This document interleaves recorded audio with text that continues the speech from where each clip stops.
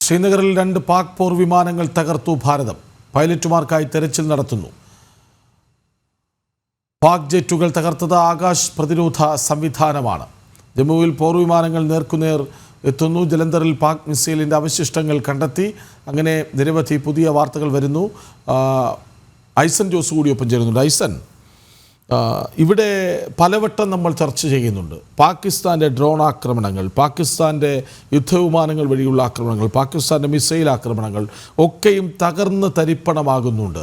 പിന്നിൽ എന്ത് എന്ന ചോദ്യത്തിന് നമ്മുടെ എയർ ഡിഫൻസ് സിസ്റ്റം, അതിൻ്റെ കാര്യക്ഷമതയാണ് എപ്പോഴും ചർച്ച ചെയ്യപ്പെടുന്നത്. അതായത് S-400 നമ്മുടെ സുദർശന ചക്രം എന്ന് വിശേഷിപ്പിക്കാവുന്നത്. അതായത് 7 വർഷമാകുന്നു വ്ളാഡിമിർ പുടിനും നരേന്ദ്രമോദിയും ഒപ്പിട്ട പ്രതിരോധ കരാർ. അതുവഴി നമുക്ക് കിട്ടിയ S-400 അന്ന് അമേരിക്ക എതിർത്തിട്ടും എന്തുകൊണ്ട് നമ്മൾ റഷ്യയുമായി ആ കരാർ ഒപ്പിട്ടു എന്ന ചോദ്യത്തിന് ഉത്തരമാണോ ഇപ്പോൾ കാണുന്നത്? ഗൗതം, അതുതന്നെയാണ് ചോദ്യം. S-400 പാകിസ്ഥാൻ്റെ എല്ലാ ആക്രമണങ്ങളെയും ലക്ഷ്യം കാണും മുമ്പ് അവസാനിപ്പിക്കുന്ന സുദർശന ചക്രം. അന്നത്തെ ആ കരാർ അതെന്തിനെന്ന ചോദ്യത്തിന് ഉത്തരം നമുക്കിപ്പോൾ കിട്ടുന്നു, അല്ലേ? കൃഷ്ണാജി, അത് തന്നെയാണ് ഭാരതത്തിന് ഇപ്പോൾ ഏറ്റവും വലിയ പ്രതിരോധ കവചമായി ഇപ്പോൾ മാറുന്നത് സുദർശന ചക്ര എന്ന് പറയുന്ന ഈ നിർണായകമായ എയർ ഡിഫൻസ് സിസ്റ്റം തന്നെയാണ്. ഭാരതം റഷ്യയുമായി വളരെ മുൻപ് തന്നെയുള്ള മികച്ച പ്രതിരോധ ബന്ധം നമുക്കറിയാം. അത് നരേന്ദ്രമോദി സർക്കാരിൻ്റെ കാലത്ത് അത് കൂടുതൽ ഊഷ്മളമാകുകയും അത്യാധുനിക രീതിയിലുള്ള നിരവധി പ്രതിരോധ സംവിധാനങ്ങൾ നമ്മൾ റഷ്യ, അതോടൊപ്പം തന്നെ ഇസ്രായേൽ തുടങ്ങിയ രാജ്യങ്ങളിൽ നിന്നും ഇറക്കുമതി ചെയ്യുകയും ചെയ്തിരുന്നു. കാരണം നരേന്ദ്രമോദി സർക്കാർ അധികാരത്തിലേറിയത് ശേഷം ഈ സൈനികമായ കാര്യങ്ങൾ, പ്രത്യേകിച്ച് 2-3 കാര്യങ്ങളിൽ സർക്കാർ വലിയ പ്രയോറിറ്റി നൽകുന്നുണ്ടായിരുന്നു. അതിൻ്റെയൊക്കെ കാരണം എന്താണ് എന്ന് അന്ന് അതിനെ വിമർശിച്ച ആളുകൾക്ക് ഇപ്പോൾ മനസ്സിലാകും. ഒരുപക്ഷെ ഈ ഘട്ടത്തിൽ രാഷ്ട്രീയം പറയുന്നത് ശരിയല്ല, കാരണം പൊതുവെ രാഷ്ട്രം ഒരു നിർണായകമായ ഘട്ടത്തിൽ നിൽക്കുകയാണ്. പക്ഷേ എങ്കിൽ പോലും ഓർമ്മിപ്പിക്കപ്പെടുന്ന ചില കാര്യങ്ങളുണ്ട്. പലപ്പോഴും നരേന്ദ്രമോദി എന്തിനാണ് ഈ വിദേശ രാജ്യങ്ങൾ നടക്കുന്നത്, അല്ലെങ്കിൽ അദ്ദേഹം എന്തിന് ഈ ആളുകൾ പട്ടിണി കിടക്കുമ്പോൾ എന്തിന് ഈ സൈനിക സാധനങ്ങൾ ഇറക്കുമതി ചെയ്യുന്നു, ഇങ്ങനെയൊക്കെയുള്ള ചില ചോദ്യങ്ങൾ ഈ കേരളത്തിലാണ് ഏറ്റവും കൂടുതൽ ഇത്തരം ചോദ്യങ്ങളൊക്കെ സോഷ്യൽ മീഡിയയിലും ഒക്കെ ഉയർന്നിട്ടുള്ളത്. അങ്ങനെ ചോദിച്ച ആളുകളൊക്കെ ഇപ്പോൾ നേരം പുലർന്ന് ഈ TV കാണുന്നുണ്ടെങ്കിൽ ആളുകൾക്കൊക്കെ ഇപ്പോൾ കാര്യങ്ങൾ പിടികിട്ടിട്ടുണ്ടാകുമെന്ന് വേണം മനസ്സിലാക്കാൻ. എന്തായാലും ഈ എയർ ഡിഫൻസ് സിസ്റ്റം ഈ റഷ്യയിൽ നിന്നും വാങ്ങുവാൻ ധാരണയിലെത്തുന്നത് മോദി സർക്കാർ ദേശീയ തലത്തിലെത്തി. 2018 ഈ സുദർശന ചക്ര അല്ലെങ്കിൽ S-400 എന്ന് വിശേഷിപ്പിക്കുന്ന ഈ എയർ ഡിഫൻസ് സിസ്റ്റം അല്ലെങ്കിൽ വ്യോമ പ്രതിരോധ സംവിധാനം നമ്മൾ റഷ്യയിൽ നിന്നും വാങ്ങുന്നത്. അതിന്റെ കരാർ 2018 ഒപ്പുവെക്കുന്നത്.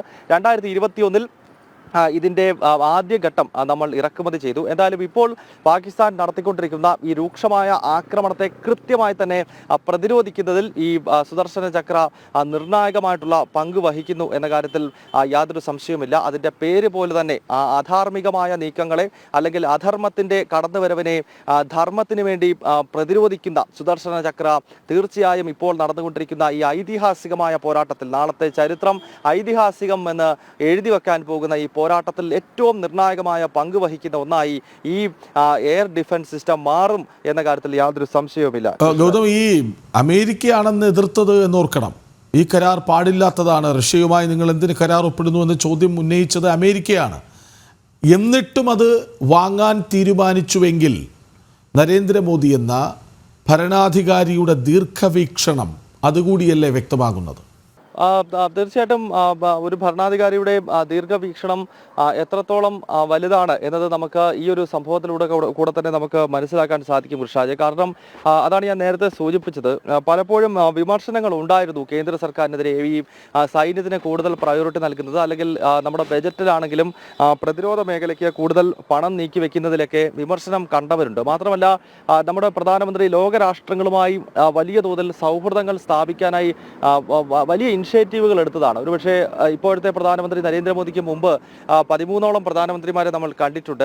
അവരെല്ലാം മോശക്കാരാണെന്നല്ല പറയുന്നത്, പക്ഷേ ലോകരാജ്യങ്ങളുമായി ഇത്ര വലിയ ഒരു സൗഹൃദം സ്ഥാപിക്കുവാനും ഒപ്പം നമ്മുടെ സൈന്യത്തെ കൂടുതൽ കരുത്താർജിപ്പിക്കുന്നതിന് വേണ്ടി ഇത്രയധികം നിലപാടുകൾ എടുത്തിട്ടുള്ളതുമായ ഒരു പ്രധാനമന്ത്രി മുൻപ് നമ്മുടെ രാജ്യത്ത് ഉണ്ടായിട്ടില്ല എന്നത് ഒരു വസ്തുത തന്നെയാണ്. അതിപ്പോൾ എതിരാളികൾ തന്നെ ഇപ്പോൾ അത് അംഗീകരിക്കുന്ന ഒരു സമയത്തിലൂടെയാണ് നമ്മൾ കടന്നു പോകുന്നത് എന്ന് വേണം പറയാൻ. എന്തായാലും ഇത്തരം വ്യോമ പ്രതിരോധ സംവിധാനങ്ങൾ പരീക്ഷണങ്ങളും അതോടൊപ്പം തന്നെ അത്യാധുനിക മിസൈലുകളും അതിൻ്റെ പരീക്ഷണങ്ങളും ഒക്കെ ഭാരതം അടിക്കടി നടന്നിരുന്നു എന്നതുകൂടി നമ്മൾ ചൂണ്ടിക്കാണിക്കേണ്ടതുണ്ട്. അത്തരം പരീക്ഷണങ്ങൾ നടത്തിയത് കൊണ്ടും നമ്മുടെ പ്രതിരോധ മേഖലയെ ഇത്രത്തോളം സുശക്തമാക്കിയത് കൊണ്ടുമാണ് ഇപ്പോൾ നമുക്ക് ഈ ആക്രമണത്തെ ഈ രാത്രിയുടെ മറവിൽ ഇരുട്ടിന്റെ മറവിൽ ശത്രു നടത്തുന്ന ആക്രമണത്തെ ശത്രു രാഷ്ട്രത്തിന്റെ വലിയ തോതിലുള്ള പ്രകോപനങ്ങളെ കൃത്യമായിട്ട് നമുക്ക് പ്രതിരോധിക്കാൻ സാധിച്ചിരിക്കുന്നത്. അതിൽ ഈ സുദർശന ചക്ര എന്ന് പറയുന്ന ഈ ഒരു എയർ ഡിഫൻസ് സംവിധാനം അത് കൃത്യമായി തന്നെ കഴിഞ്ഞ 2 ദിവസങ്ങളിൽ കഴിഞ്ഞ 2 രാത്രികളിൽ പാകിസ്ഥാൻ തൊടുത്തുവിടുന്ന ശത്രു രാഷ്ട്രത്തിന്റെ മിസൈലുകളെ കൃത്യമായിട്ട് തന്നെ ആകാശമാർഗം പ്രതിരോധിക്കുന്നതിൽ ഈ സംവിധാനത്തിന് നിർണായകമായ പങ്കുണ്ട്. 2018 നരേന്ദ്രമോദി സർക്കാർ റഷ്യയുമായി ഒപ്പുവെച്ച് പിന്നീട് 2021 ഇറക്കുമതി ചെയ്ത ഈ പ്രതിരോധ സംവിധാനമാണ് ഇപ്പോൾ നടന്നുകൊണ്ടിരിക്കുന്ന ഈ ഒരു വലിയ ഏറ്റുമുട്ടലിനിടയിൽ സുപ്രധാനമായ പങ്ക് വഹിക്കുന്നത്. എന്തായാലും ഇന്നലെ രാത്രിയിൽ ഉണ്ടായിരിക്കുന്ന ആക്രമണം സംബന്ധിച്ച് 4 എയർബേസുകൾ പൂർണ്ണമായി തന്നെ പാകിസ്ഥാന്റെ എയർബേസുകൾ കടന്നാക്രമിക്കുവാൻ ഭാരതത്തിന് കഴിഞ്ഞിരിക്കുന്നു എന്നതാണ്. അത് പാകിസ്ഥാനെ സംബന്ധിച്ചിടത്തോളം പാനിക് സിറ്റുവേഷൻ അവിടെ ഉണ്ടാക്കുന്നു. ഒപ്പം നേരത്തെ സൂചിപ്പിച്ചതുപോലെ ശ്രീനഗറിൽ ജമ്മു കാശ്മീരിന്റെ തലസ്ഥാന നഗരിയായിട്ടുള്ള ശ്രീനഗറിൽ 2 പാകിസ്ഥാന്റെ പോർ വിമാനങ്ങൾ നമ്മൾ അടിച്ചിട്ടിരിക്കുന്നു. അതിന്റെ പൈലറ്റുമാർക്ക് വേണ്ടി ഇപ്പോൾ തിരച്ചിൽ നടത്തുന്നു എന്നതാണ് നമുക്ക് മനസ്സിലാക്കാൻ സാധിക്കുന്നത്.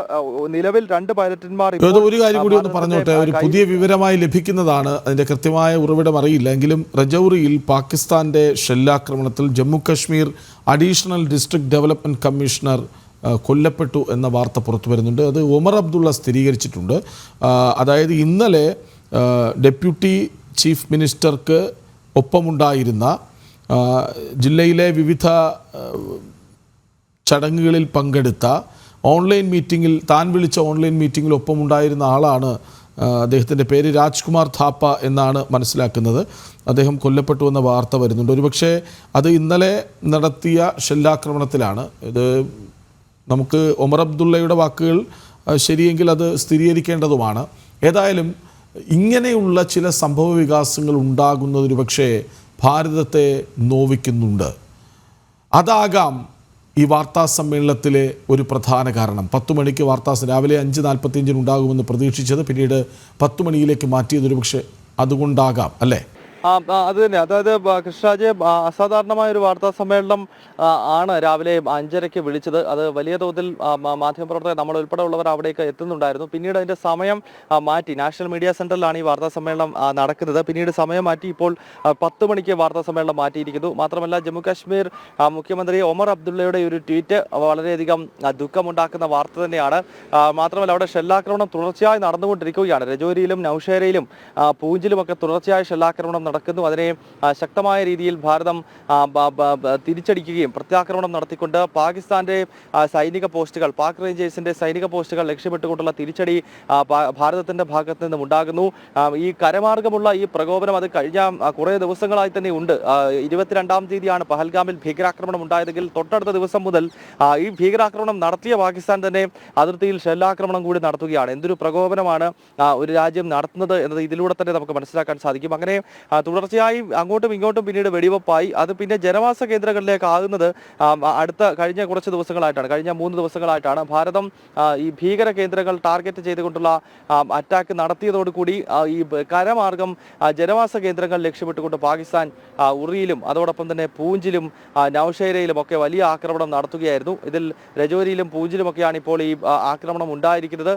പൂഞ്ചിലാണ് ഏറ്റവും അധികം ആളുകൾ പാകിസ്ഥാന്റെ ഷെല്ലാക്രമണത്തിൽ മരണപ്പെട്ടിരിക്കുന്നത്. പൂഞ്ചിൽ മാത്രം ഏതാണ്ട് 18ഓളം പേർക്ക് ജീവൻ നഷ്ടപ്പെട്ടതായി നമുക്ക് മനസ്സിലാക്കാൻ സാധിക്കുന്നു. അതിൽ 2 കൊച്ചു കുട്ടികളുണ്ട്. ഇന്നലെ ഒരു ക്രിസ്ത്യൻ മിഷനറി നടത്തുന്ന ഒരു സ്കൂളിന് നേരെ പാകിസ്ഥാന്റെ ഷെല്ലുകൾ പതിക്കുകയും ആ സ്കൂള് തകരുകയും ചെയ്തിരുന്നു. ആ സ്കൂളിലേക്ക് എത്തിയ 2 കുട്ടികൾ മരണപ്പെട്ടു. കൂടുതൽ കുട്ടികൾ അവിടെ ഉണ്ടായിരുന്നുവെങ്കിൽ ഒരുപക്ഷെ ആ സ്കൂളിന് അവധി നൽകിയതാണ്. എന്നാൽ ഈ കുഞ്ഞുങ്ങൾ മറ്റെന്തോ കാര്യത്തിന് ആ സ്കൂൾ പരിസരത്തേക്ക് വന്നതായാണ് നമുക്ക് അറിയാൻ കഴിയുന്നത്. ഒരുപക്ഷെ ആ സ്കൂൾ അവധി നൽകാതെ അവിടെ പഠനം നടക്കുന്ന ഒരു സമയത്തായിരുന്നെങ്കിൽ ഒരുപക്ഷെ അവിടുത്തെ മുഴുവൻ കുട്ടികളും മരണപ്പെടുന്ന ഒരു വലിയ ദുരന്തത്തിലേക്ക് പോയേനെയും. എന്തായാലും ഇപ്പോഴും ദുഃഖവാർത്ത തന്നെയാണ്. ആ സ്കൂളുമായി ബന്ധപ്പെട്ട് 2 കുട്ടികൾ മരണപ്പെട്ടിട്ടുണ്ട്.